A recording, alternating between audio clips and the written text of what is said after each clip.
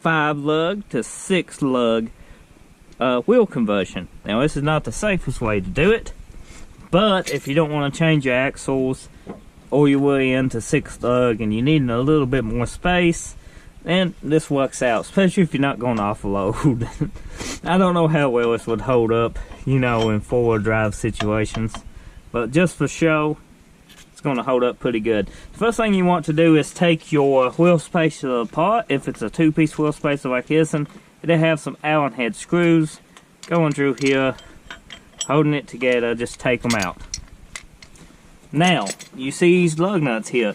These is flush, but sometimes you got a dimple on these, and you have to take a cutoff wheel and make them flush, because you got to be able to put this on without any interference. You need open-end lug bolts that's a little bit smaller. You can buy them aftermarket.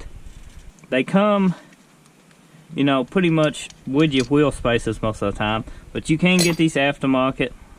These are 14 by 1.5 for this Chevrolet, depending on your tread pitch, and you can see they just go on and work. Now we're going to put 5 of these on and torque them down. Different plates got different torque procedures. Follow your plates torque specifications for your wheels. We're going to use the impact on these. That's torque enough for us, but you know, be safe and follow the instructions. And just in case you want to know what wheel spacers we are using today, that is the brand Titan Wheel Accessories, and that is the part number.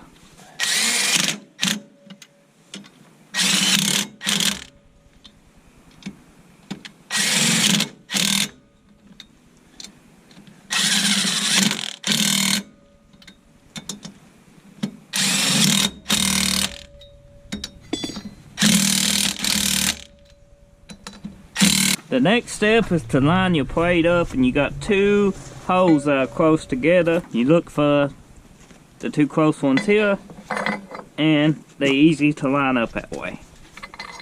And then just start your Allen head bolts.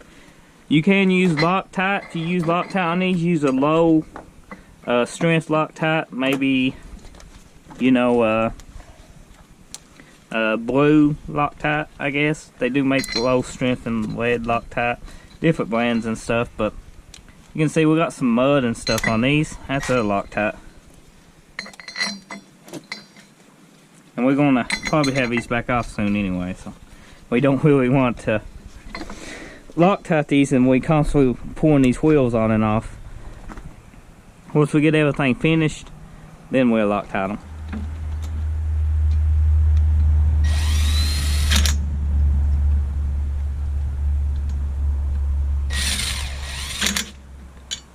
When you tighten your wheel spacer like we do, and always go in a crisscross pattern when you snug it up, and you don't want to take the impact and finish tightening these. I think these torque down to 55 foot-pounds. Ain't that what this supposed to be, Shane? I believe so, yeah. Not 100%, as I said, I always check back. 55 foot-pounds, we always just, you know, do it by feel, but if you want to be suspect, push your little torque head bolts 55 foot-pounds. The back ones to the hub, I think, is 140 foot-pounds for these. Not 100%, as I said. These was used. We didn't get instructions, but that's usually the specs that most wheel spacers and adapters go with. Now that we got the rim on, we are using these lug nut kit here for Chevrolet. We bought an extra pack because we got a 6 lug, and this is like for 20 lug nuts, ain't it, Shane? Yeah, this is a pack of 20, so we bought an extra pack. Not a full lug nuts. You can get them in just a couple, I think a 4-pack, and it was like $7 extra.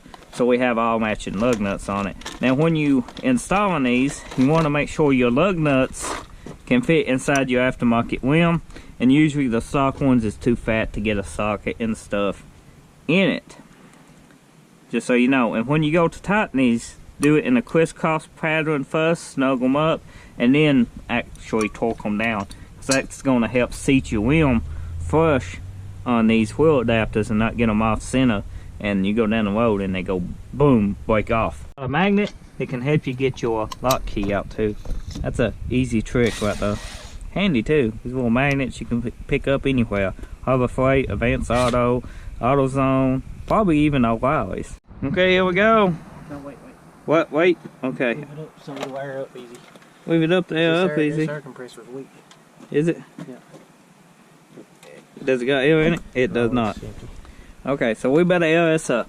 And these hold about 38 pounds. Now before we take these tires off the rim and everything, we just put 20 pounds of air in them, and we're going to put fixer flat in them, and then they finish adding them up and see if they quit leaking. But if they don't quit leaking, we're going to take the tires off the rim, clean up the bead, and maybe make a video on that subject. Oh, she's a little low. A little low. Oh God, that's heavy, Shane. I ain't got it in me. Oh. Also, the sockets we are using today is 3/4 for the lug nuts and the inner lug nuts, and an 8mm Allen head for the, you know, torque down things. So yeah. So the 5 lug to the 6 lug adapters is installed. We got the rims installed. We're putting some fixer flat in each one of the rims just because they do leak off air. As I said before, link in that description below on how to check if your rims is leaking air.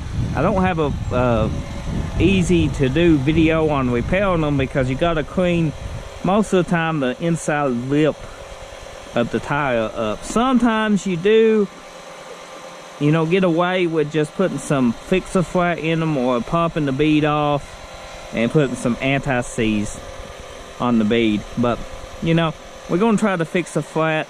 Hopefully it fixes it. Hopefully you found this video helpful. If you did, drop a like, leave a comment, hit that subscribe button. Thanks for watching.